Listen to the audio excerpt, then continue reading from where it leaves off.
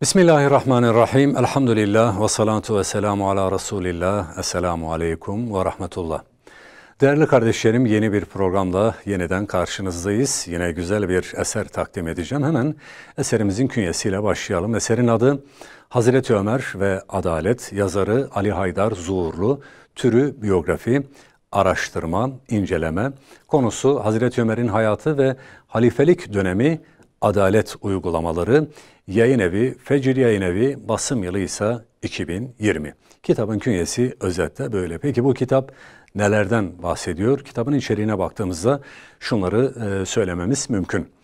Hazreti Ömer ve Adalet kitabı, sahabe hayatının sohbetlere taşınması, gündem oluşturması ve hafızalarda daha iyi kalması umuduyla kıssa tarzına yakın, eğitici, öğretici ve yapıcı bir üslupla hazırlanmıştır. Hazreti Ömer'e ve adalete farklı bir bakış açısının yanı sıra Hazreti Ömer'in hayatı, İslam'ın emirleri ve Hazreti Peygamber aleyhissalatu vesselam'ın öğretileri ve İslam tarihinin seyrine sadık kalınarak hazırlanmıştır. Hazreti Ömer'in halifelik dönemindeki yönetimi ve uygulamaları başta olmak üzere kişiliği, liderliği, olaylar karşısındaki tavrı, sadakati, adaleti ve idari yenilikleri gibi konular da yine bu kitapta yer almaktadır.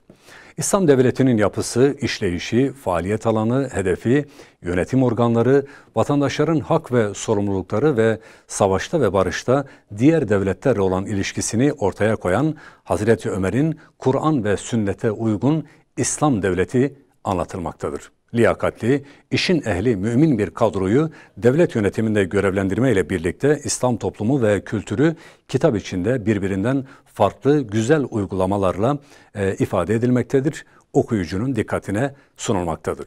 Kitabın ana konusu adalet ve adalet konusu kitabın bütün bölümlerinde Hazreti Ömer'in uygulamalarıyla ifade edilmiştir. Kitabın başından sonuna kadar okuyucuya adalet duygusu verilmektedir. Evet, kitabın içeriğine dair özetle bunları söylemek mümkün. Peki bu kitap okuyucuya ne kazandırır? Neden okunmalı? Sorusuna da şu şekilde yanıt verilebilir. Eser, İslam'ın, siyerin ve sahabe hayatının daha iyi anlaşılıp yaşanması açısından okuyucuya Müslüman bir kişiliğin oluşmasına önemli kazanımlar sağlamaktadır, katkılar sunmaktadır. Müslüman öyle bir kişilik örneği ortaya koymalıdır ki işiyle bu dinin canlı tanığı ve tercümanı olmalıdır. İnsanlar İslam'ın emirlerini onun kişiliğinde görmeli ve adaletine şahitlik etmelidir. Yaptığı işleri gördüğünde işte mümin kişinin işi bu demeli ve sözünden ziyade işinden etkilenmelidir.